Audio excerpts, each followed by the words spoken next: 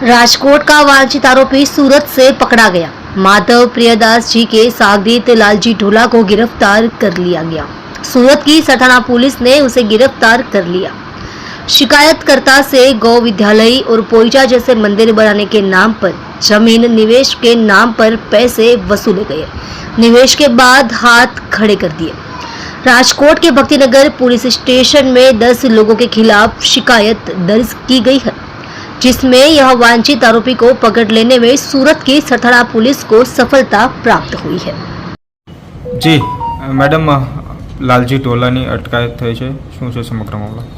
Rajkot city Bhaktinagar police station ખાતે એક ફરિયાદ દાખલ થયેલી હતી કે જેમાં સ્વર્ણ સંપ્રદાયના સાધુઓ અને અત્યારે જે પકડાયા આરોપી ટોટલ 8 આરોપીઓ ભેગા થઈને એક જમીન કૌભાંડ કરેલું હતું।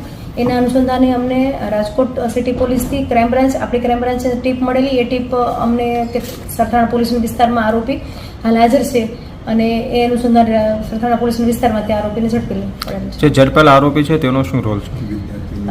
જે ઝડપાયેલા આરોપી છે એ પોતે શિક્ષક છે અને દલાલ તરીકે આ કૌભાંડ અંદર પોતે દલાલ તરીકેની એની ભૂમિકા છે।